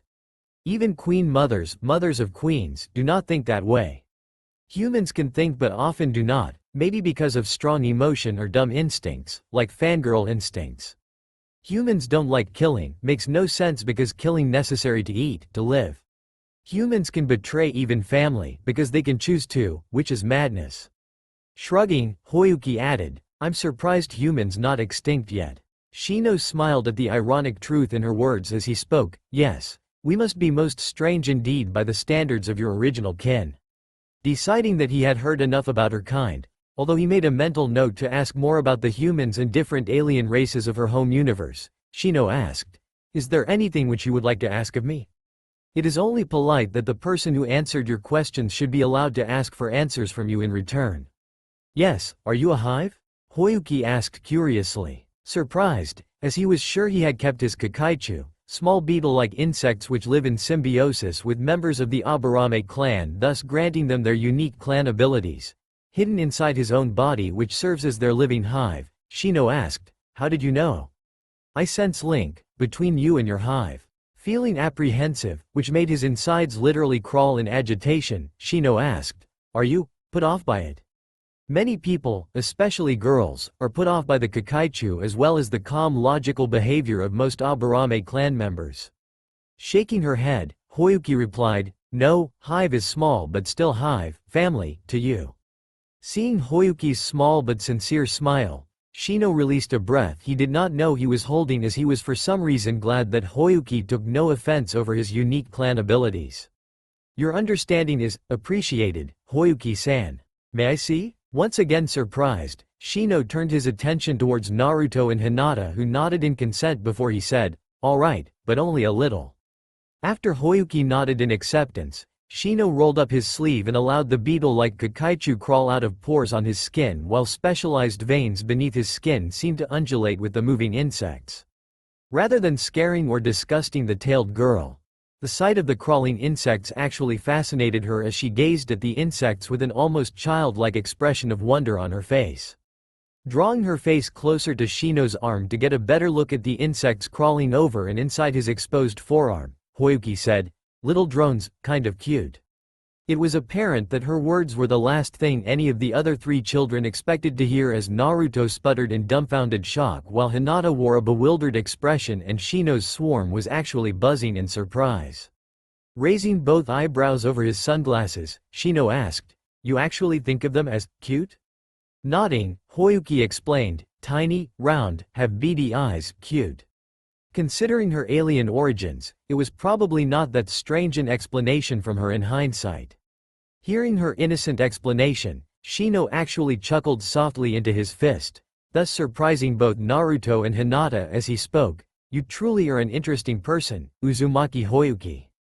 Packing away his lunchbox, despite the fact that he had not even opened it, Shino then stood up and bowed to the three seated children as he spoke, "I thank you for your enlightening words and, more importantly, your acceptance, Hoyuki-san. May we meet again?" Considering Shino's offer, Hoyuki then nodded and replied with a small smile, "I don't mind. You seem different from other humans, more like my original kind, Hive Shino." Knowing that Hoyuki was trying to compliment him, Shino smiled beneath the tall collar of his jacket and replied, "Then it shall be my pleasure, Hoyuki-san." As the tall boy left the three, Naruto turned his attention to Hinata as if to ask, "Is he?" Blushing slightly, Hinata wondered the same thing as she gazed at Hoyuki and thought, starting to like Hoyuki-chan that way? Scene change. Equally surprised by the implications were Ino and Sakura, who were eavesdropping on the four children. Wearing a horrified expression, Ino said, "Can you imagine what their kids will be like?" Sakura, who was considered the brightest girl in class for a reason, could only nod in mute understanding as she imagined a mini version of Hoyuki wearing Shino's coat, sunglasses and, most horrifying of all, having his unique clan traits in addition to her own freaky weirdness. Both girls shuddered at the thought before proceeding to spread word to the entire academy faculty. Scene change. Sakura and Ino were not the only ones as Kiba, Shikamaru and Choji also overheard the conversation and were equally surprised themselves. Turning his attention to the other two with a comical gaping expression on his face, Kiba asked, "Did Shino actually try to ask that freaky girl out?" Akamaru, which was riding on top of his head as usual, whined as though frightened by the mere idea of Shino and Hoyuki dating. His potato chips temporarily forgotten, Choji replied, "Sure seems that way." Frowning, Shikamaru muttered, "This will get troublesome." "Gee, you think? We're talking about a walking bug hive and the freakiest girl in the entire village here," exclaimed Kiba. "Personally, I'm not too surprised. Hoyuki did say she did not mind his hive and even called his insects cute." Nodding in agreement with Choji, Shikamaru said, "Hearing that will make anyone from his clan appreciate her, even if Shino used to be absolutely terrified of her until Hoyuki became friends with Hinata." Scratching the back of his neck, Kiba said, "Yeah, and I still can't believe Hinata actually became friends with her. I mean, sure we now know that Hinata had liked Naruto for a long time, but you'd think that she would be too scared to get close to that girl. I wouldn't be too sure of that. Unless I'm mistaken, Hoyuki may be the type to accept anyone who will be on good terms with her hive," said Shikamaru. Raising an eyebrow, Kiba asked, "Wait, you mean she thinks of Naruto as her own pack?" "That's exactly what I mean," confirmed Shikamaru. "So, you think we can be friends with her because we know her brother?" asked Choji. The three of them used to hang out together with Naruto to skip class or otherwise cause mischief, to the aggravation of Amino Iruka. Shrugging, Shikamaru replied, "In theory, yes. But I doubt Naruto will still see us as friends if we don't like Hoyuki." "Yeah, I can understand that. I won't like anyone that doesn't like Akamaru." Akamaru yipped in agreement with Kiba. Turning his attention back to the three seated children, Choji said, "Well, Hoyuki does seem friendly enough. Heck, if someone as timid as Hinata and as weird as Shino can be friends with her, I guess Akamaru and I can at least try to stop judging her by her scent and get to know her better." Both the boy and the puppy shivered as he added, "But I'm definitely not going to get on her bad side if I can avoid it." All three boys and one puppy nodded in solemn agreement as they remembered what happened to Hibachi when he insulted Hoyuki by calling her a freak during taijutsu class. As he was also responsible for getting Naruto into trouble, of the life-threatening sort, during Naruto's early days in the academy, Hoyuki was already on less than pleasant terms with him and his insult was just the excuse she needed to give him a piece of her mind. By the time Hoyuki was done with Hibachi, the boy's clothes were completely torn to shreds with light but painful scratch marks all over him. The boy was so badly traumatized by the event that he became a whimpering mess and would try to flee or hide from her whenever he sees her ever since. Needless to say, his parents were less than happy with the incident. Understanding of Kiba and Akamaru's initial fear towards Hoyuki due to her dangerous and alien scent as well as her capacity for savage violence, Shikamaru nodded to them before saying, "As troublesome as it is to try and be friends with that girl, avoiding Naruto even when we used to hang out together is even more of a drag." Chuckling at Shikamaru's statement, Choji said, "Yeah, it certainly is troublesome." Scene change. "You seem unusually happy." Blinking, Shino turned his attention to his father, Aburame Shibi, and asked, "Is that so?" Nodding, the mustached man with short spiky hair asked, "Did something pleasant happen at school?" After Shino finished informing his father, Shibi said, "I see, that information you gleaned from her was indeed most enlightening. Am I correct in assuming that you are starting to develop an interest in her?" Blushing slightly at that statement, Shino replied, "I do find her to be an interesting and understanding person." Feeling apprehensive, Shino asked, "Will that be a problem, father?" Pondering for a moment, Shibi then replied, "No, I see no issue in your pursuit of a friendship with her. As for anything further beyond that point, you will need to find out for yourself if she sees you that way as well." Relieved that his father did not disapprove, Shino bowed and replied, "Thank you, father." Rising from the bow, Shino asked, "May I excuse myself?" Nodding, Shibi watched his son leave the room before silently instructing his Kakaichu to send a message to the Hokage about Shino's encounter with Hoyuki and the information he had gained from her. While Hoyuki did inform the Hokage everything she knew about her species, it never hurts to use new data to check for any inconsistencies as well as update their information about the xenomorph species. The emotional range of the xenomorphs, for example, is certainly new information even for the Hokage and perhaps Hoyuki's own brother of sorts as well. Thinking about it made Shibi remember an earlier discovery which confirmed that Naruto did indeed somehow gain Hoyuki's bloodline, most likely due to being her host when she was still a larval parasitoid alien. While he lacked her physical traits, he would nevertheless be able to theoretically utilize any ninja techniques which are based on her bloodline. When asked how it could be possible, Hoyuki almost sheepishly admitted, "Host always die, never knew it could happen." Smiling slightly underneath the tall collar of his coat, Shibi silently hoped that Shino will get along well with Hoyuki and her hive. While the potential of marrying a member of the Aburame clan with Hoyuki is logically desirable even by itself, a reasonable chance for his son to be truly happily married is something which any loving father would desire. Scene change. Naruto was feeling a little ambivalent as Shino approached him, Hinata and Hoyuki on the following day.